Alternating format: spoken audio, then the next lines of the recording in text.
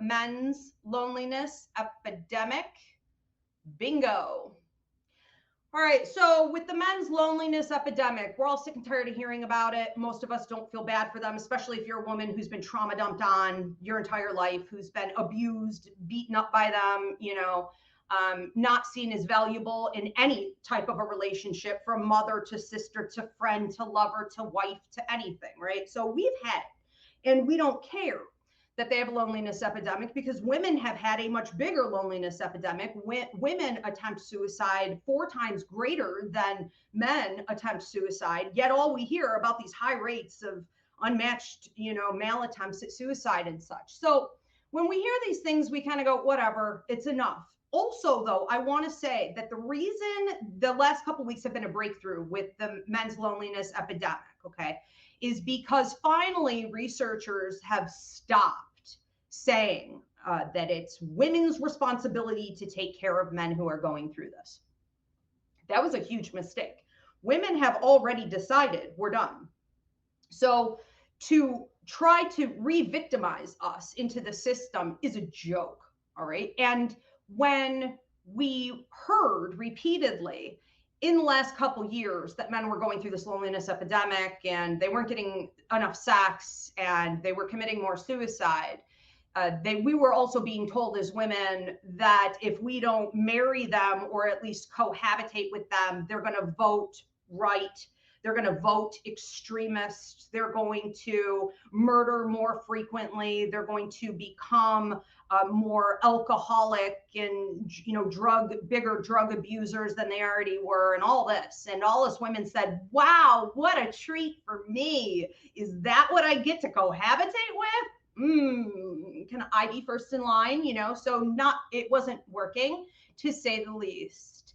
And it went from there really to more blame against women, that it's the feminist revolution that is causing this problem for them. Finally, we have a bingo. In the last few weeks, therapists have stepped up, and researchers are saying that what men need to do to combat the male loneliness epidemic is to develop themselves. That's it.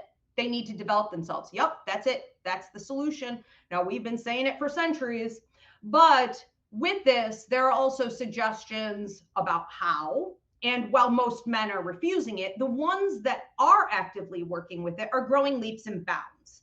And they are escaping this hellish existence that they claim that they're stuck in, which I believe. They made this bed, now they're lying in it and they want out, but no one's going to come and rescue them, just like they never came to rescue us women.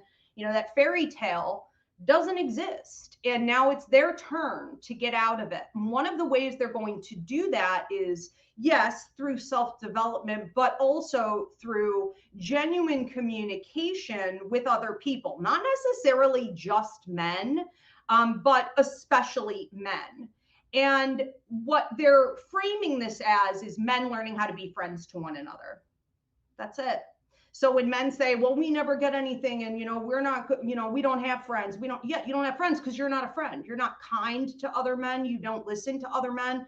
You don't allow other men to cry. You caused this. Now you have to fix it. Keep us girls out of it, because we don't care. We're not ever coming to rescue you. You never came to rescue us.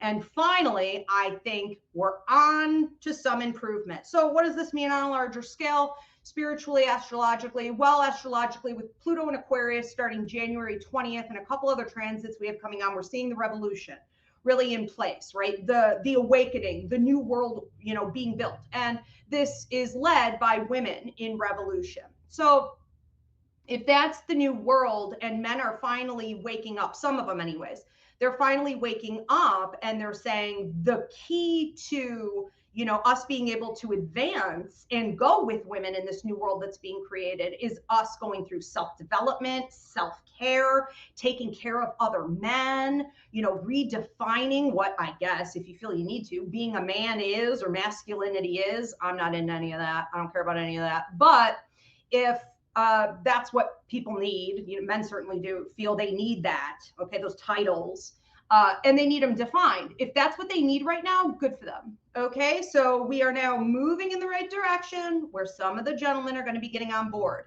And I think a lot more will follow.